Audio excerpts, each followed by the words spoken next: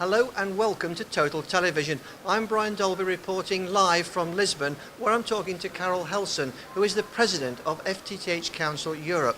Karel, you've just had a very interesting press conference where the latest figures for FTTH have been revealed, and the country of Lithuania has stolen the limelight. Tell me a bit about that. Yeah, spectacular, isn't it?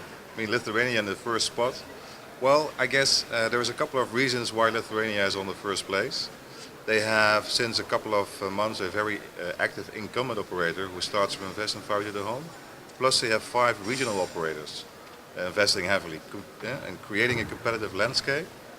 And in terms of deployment, there's lots of multi-dwelling units. So it's a very easy way of deploying fiber to the home networks. It's not single dwelling units, but multi-dwelling units. So 3 components, and there you go, Lithuania on the first place. But it's tremendous. It shows how FTTH is really happening, and I think there was lots of other healthy growth for you to reflect to the media that were here. Right. Well, twice a year we have this ranking.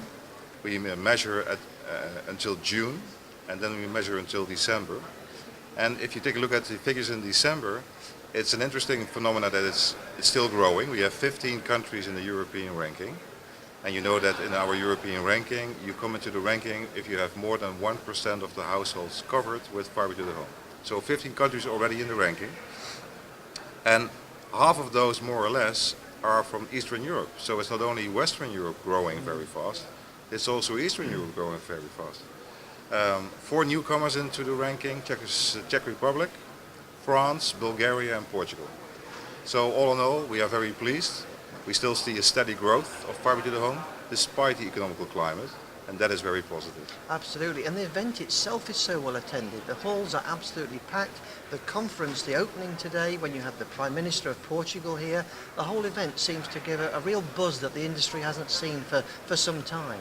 Yeah, it's tremendous. I mean, what I told you before, I was in the plenary room, which was fully packed, and then I went to the exhibition area, which was fully packed as well.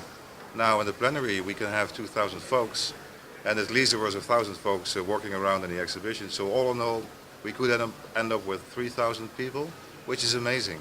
I mean, we are the biggest fiber to the home event in the world. We outranked our colleagues from North America. We had the Prime Minister, who was very passionate about fiber to the home. I mean, all in all, we had 100 journalists walking around. We have lots of analysts, so all in all, it's a fantastic event. People are enjoying it. Quality presentation, so I'm very pleased as a president and my board as well. So the whole thing is gathering a tremendous momentum, which we're seeing here, and FTTH is pretty much coming soon to a home near you anywhere in Europe. Right, it's not coming soon, it is already there. And we have spent 5 years creating awareness for fiber to the home deployment, focusing on sustainability aspects like economical growth and also enrichment quality of life for European citizens. We think it's important for Europe to have services like remote education, remote healthcare. Now all of a sudden we start to focus also on these services like home entertainment, like remote healthcare, like remote education.